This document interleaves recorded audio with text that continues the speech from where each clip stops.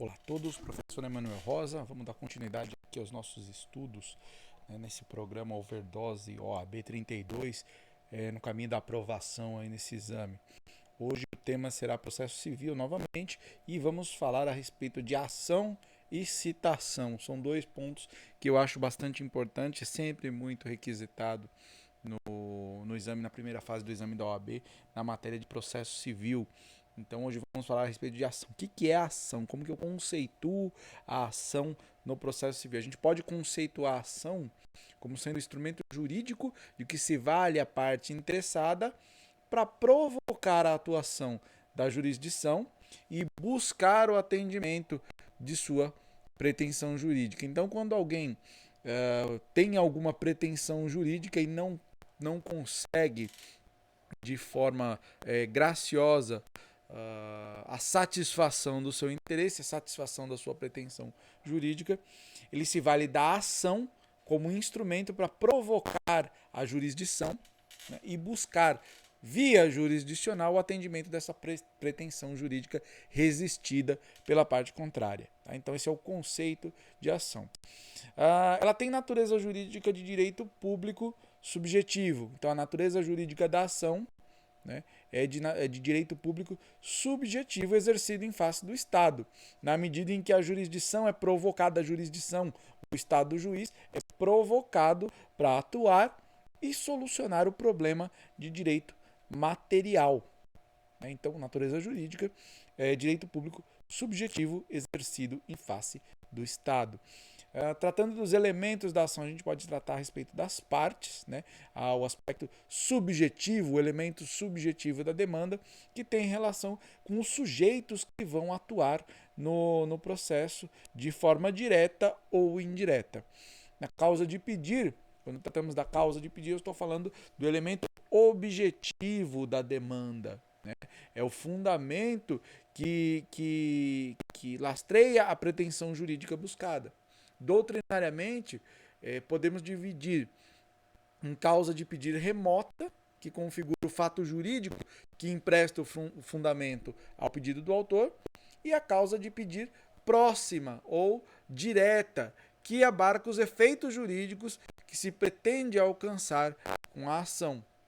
Um outro elemento é o pedido, um elemento de caráter objetivo, o pedido que tem relação com a pretensão jurídica buscada no processo.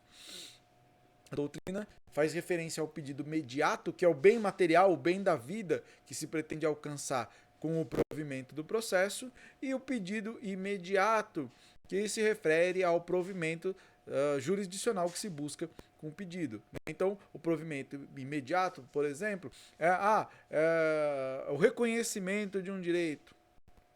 Tá? Então, essa diria respeito ao pedido imediato. Falando de condições da ação. A condição da ação é diferente de elemento da ação. Então, quando falo de condições da ação, estamos nos referindo aos pressupostos de natureza procedimental e que não se misturam com o mérito da ação, né? Mas que condicionam a análise da pretensão jurídica ao atendimento dessas condições. Então é assim, você tem um direito, você tem uma pretensão jurídica que você pretende instar ao Poder Judiciário a satisfação dessa sua pretensão resistida. Tudo bem? Para que esta pretensão jurídica seja analisada pela jurisdição, é necessário o atendimento de algumas condições da ação que estão previstas lá no artigo 17 do Código de Processo Civil e também estão mencionadas no artigo 485, inciso 6 do mesmo Código. Tá? E quais são essas condições? Primeira condição que a gente vai tratar: legitimidade das partes. Primeira condição da ação: legitimidade das partes. Então deve ser demonstrado como uma condição da ação que as partes no processo tenham um interesse jurídico conflitante e que demande esta intervenção jurisdicional. Né? A mera existência de um conflito não é suficiente para justificar e atender aos requisitos de condição de procedibilidade. Mais do que isso, né, havendo um conflito de direito, deve ser demonstrado que as partes em conflito possuem legitimidade para a ação. Dentro dessa perspectiva, essa legitimidade das partes ela pode ser ativa, né? Vamos pensar assim, em relação aos sujeitos, né? Ela pode ser ativa e diz respeito ao autor que afirma um direito na petição inicial e provoca a atuação da jurisdição, ou a legitimidade passiva, que é a do demandado e que se opõe à pretensão jurídica do autor. Em relação à origem da legitimidade das partes, nós podemos falar em legitimidade ordinária, que é aquela exercida pelo titular do direito posto em questionamento, né? Seja pelo autor, seja pelo réu, e a legitimidade extraordinária, né? Que se verifica nas hipóteses autorizadas em lei, em que alguém sem legitimidade ordinária atua em juízo na defesa do direito de outrem. Tá? Ainda falando da legitimidade das partes, a gente pode pensar na legitimidade das partes quanto à extensão desta legitimidade. Então eu falo em legitimidade exclusiva quando o direito de ação pode ser exercido apenas por um único legitimado, e falamos em legitimidade concorrente quando existe mais de um legitimado para exercer o direito de ação. Mais de um legitimado para exercer o direito de ação. Tá? E em relação à fonte,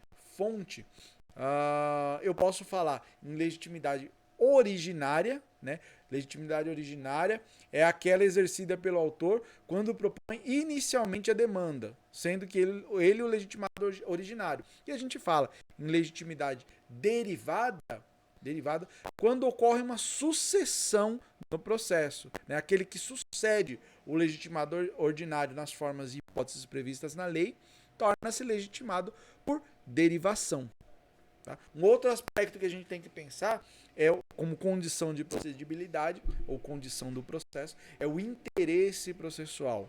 Interesse processual que se demonstra, né, nos benefícios pretendidos com o processo, que deve se materializar no binômio necessidade e utilidade. Eu tenho que demonstrar o interesse processual na perspectiva da necessidade e da utilidade.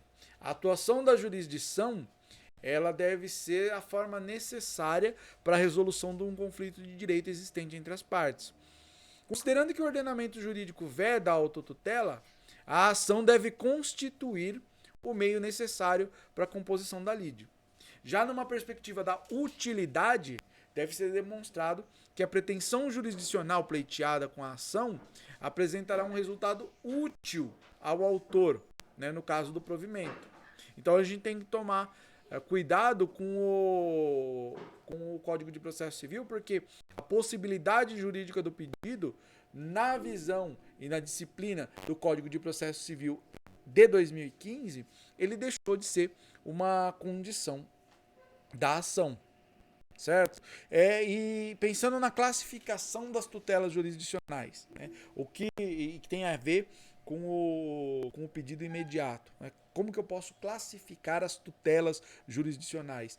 Pensando no conteúdo do pedido imediato, o que eu busco de forma imediata na prestação jurisdicional. Então aí é que eu falo de prestação da tutela jurisdicional condenatória, constitutiva, declaratória, mandamental ou executiva, certo? Então, classificação da tutela jurisdicional. Ainda dentro do tema aqui do processo civil, a gente precisa ter uma atenção especial à questão da citação. Né? Citação que está lá prevista entre os artigos 238 e 258 do Código de Processo Civil, é o ato convocatório do réu ou do interessado a fim de que este se defenda em juízo. Né? É uma manifestação do direito democrático, do contraditório e inalienável na sua essência. Né? É o ato segundo o qual o acusado, o réu, o interessado é chamado para compor a relação jurídica processual e então possa, a partir daí, exercer o seu direito de ampla defesa e do contraditório. Né? Vamos pensar aqui nos efeitos da citação válida. Né?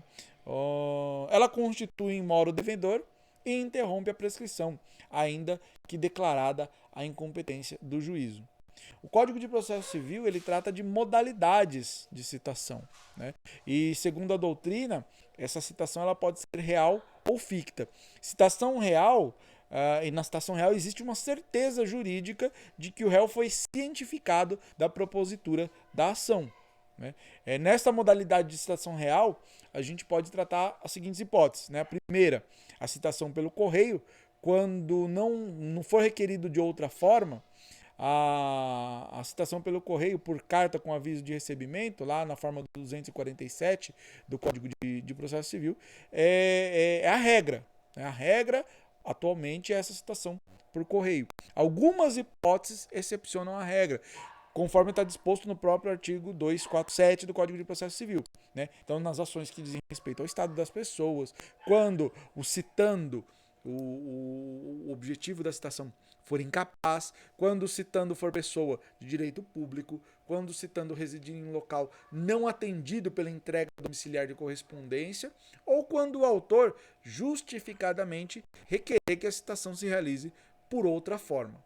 Tá? Então, a primeira hipótese de citação real. Outra hipótese de citação real, tratada lá no artigo 246, inciso 2 do Código de Processo Civil, é a citação por oficial de justiça. Então, ela vai ser realizada nos casos previstos no artigo 222 do Código de Processo Civil, ou quando a citação pelo correio restar prejudicada, né, nos termos do 249 do Código de Processo Civil.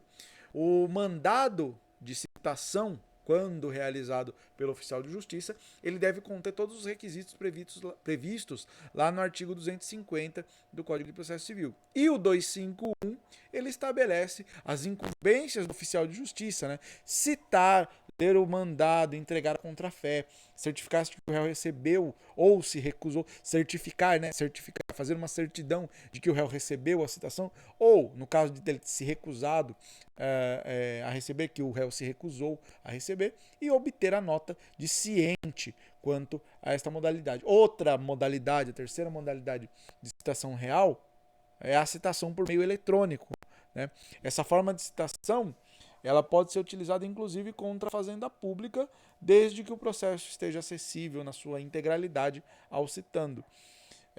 Isso já, até com a pandemia, ganhou regulamentação e cada vez mais é uma forma de comunicação processual, tanto que um dos requisitos a serem observados na petição inicial é a indicação do endereço eletrônico do réu. Tá? Aí, do outro lado, falamos da citação real, vamos falar da citação ficta. Na citação ficta não existe uma certeza jurídica de que o réu ele foi cientificado da ação. O que nós temos é uma suposição do conhecimento da propositura da ação. Ele é admissível na hipótese de frustração da citação real, né? Então, não sendo possível, frustradas as tentativas de citação real, né, é que nós adotaremos a figura da citação ficta, né, que pode ser realizada por edital e com hora certa. De acordo com o 72 do Código de Processo Civil, será nomeado um curador especial para o réu nos casos de citação ficta, excluindo os efeitos da revelia, né? Então vamos pensar nas hipóteses. Eu tenho lá a citação por edital, que está prevista no 256 do Código de Processo Civil, né? Então, sendo desconhecido ou incerto, ou quando ignorado, incerto ou inacessível o lugar em que se encontrar, ou nos casos expressos em lei, como no caso da ação de uso capião, será utilizada a citação por edital. Essa modalidade ela exige o esgotamento das possibilidades da citação pessoal, né? Sendo inacessível o local, a notícia da citação deve ser divulgada pelo rádio, né? E no caso do autor agir de forma dolosa, ele pode incorrer em multa de até 5 vezes o valor do salário mínimo, que será em benefício do citando. Tá? Já na citação por hora certa, também, que é uma hipótese de citação ficta ou presumida, quando o oficial de justiça tentar dar cumprimento ao mandado de citação, dirigindo-se para o endereço do citando, e o citando não for localizado por mais de 2 vezes, então aqui é a seguinte situação: eu sei o endereço do citando, eu vou até o local em que eu devo citar, vou em dias diferentes, horários diferentes, mas o oficial ele suspeita de que o citando esteja de alguma forma tentando se furtar da citação, fugir da citação.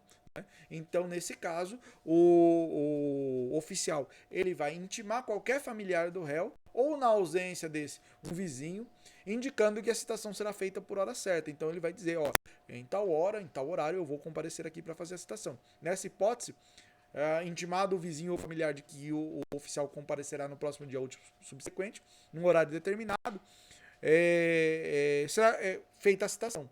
Tá? A citação, nessa hipótese, se faz na presença do réu, independente de qualquer ordem judicial específica para que a citação ocorra nessa modalidade.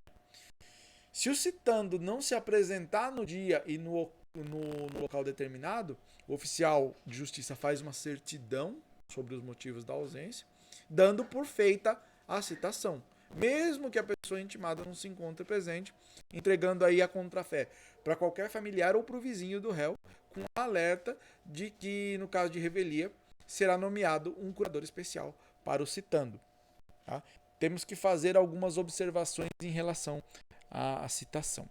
Tá? No caso da espontaneidade do comparecimento, o réu não é citado, mas de maneira espontânea ele comparece em juízo. Nesse caso, não há necessidade de fazer a citação. O comparecimento espontâneo do réu supre a necessidade da citação. Então, tanto a falta quanto a nulidade de citação, no caso de comparecimento espontâneo, estarão sanadas.